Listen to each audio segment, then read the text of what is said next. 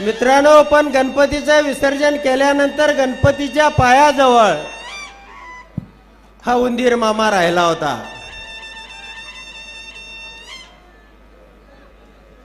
आदरणीय जयंतरावजी पाटील साहेब या ठिकाणी आलेल्या जोरदार टाळ्यांच्या गजरामध्ये त्यांचं स्वागत करावं।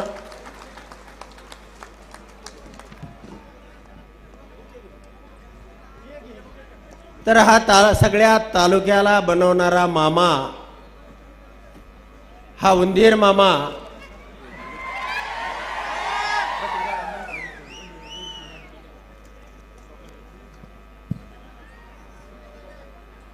मी खरं तर काळजीत होतो, साहेब इंदापूर तालुक्याचा मार्ग कसा काढणार।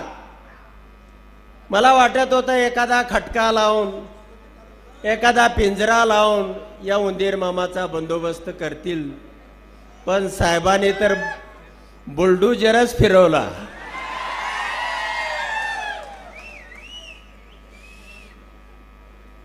मित्रांनो, निश्चितपणानं आपल्याला या ठिकाणी आवर्जून सांगावं लागणार आहे की जे म्हणून आज रामाच्या पार्टीमध्ये गेलेले आहेत त्यांचा कारभार पाहिला आणि साहेबांनी जाना जाना म्हणून संधी दिल्या होत्या। खरं तर साहेब त्यावेळेला मला मंत्री करणार होते,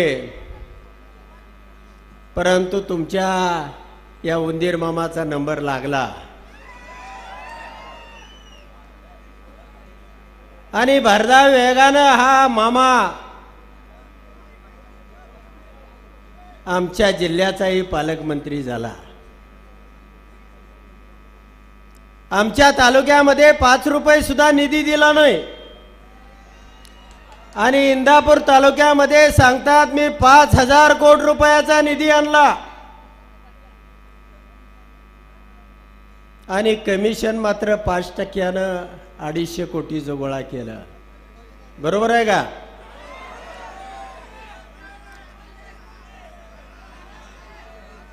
आणि अशा पद्धतीचा कारभार ज्याची योग्यता नव्हती त्या माणसाला सगळं काय, जिल्हा बँक असेल, साखर कारखाना असेल, जेडपीचा अध्यक्ष असेल, आमदार असेल, मंत्री असेल, जे जे साहेबांना करता येईल ते सगळं दिल्यानंतर सुद्धा हा माणूस रामाच्या पार्टीमध्ये गेला। मग हा दशरथाच्या पोटचा आहे का? हा तर रावणाच्या पोटचा निघाला। आणि मग अशा गद्दार माणसाला त्याची आपण जागा दाखवली पाहिजे। अमित शाही महाराष्ट्रामध्ये येऊन या ठिकाणी सांगतायत असेच आरक्षणाचे प्रश्न आमच्याही गुजरातमध्ये होते, आम्ही त्यांना पायाखाली तुडवलं।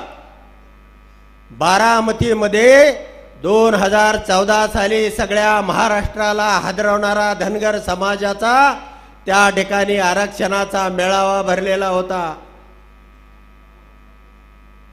तुम्ही बिरोबाची शपथ घेऊन सांगितलं की आम्ही पहिल्या कॅबिनेटमध्ये आरक्षण देऊ। असंच जरांगे पाटलांचंही महाराष्ट्रामध्ये आंदोलन सुरू आहे। तुम्ही छत्रपती शिवाजी महाराजाची शपथ घेऊन सांगितली की आम्ही मराठा समाजाला आरक्षण देऊ,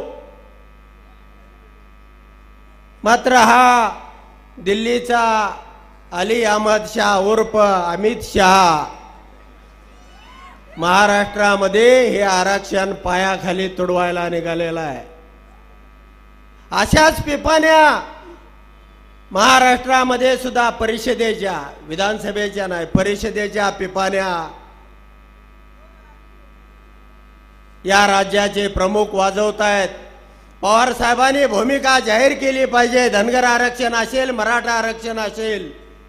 अरे सरकार तुम्ही चालवताय, शपथा तुम्ही खाताय, छत्रपती शिवाजी महाराजांची शपथ खाताय, बिरोबाची शपथ खाताय, पहिल्या कॅबिनेटमध्ये आरक्षण देऊ म्हणून सांगताय आणि तुम्ही इथं पवार साहेबांना विचारताय की तुम्ही आरक्षण देणार आहे का नाही. सरकारमध्ये तुम्ही बसलाय कशाला. सरकार चालवायची अक्कल सुद्धा निश्चितपणानं आपल्या अंगामध्ये लागते.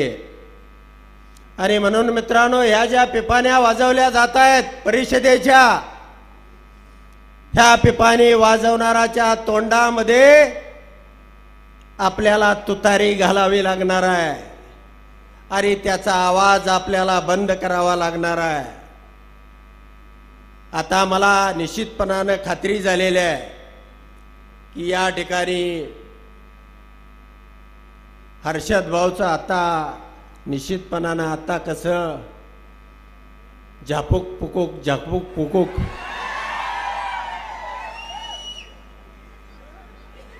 आता मला काळजी निश्चितपणानं वाटत नाही.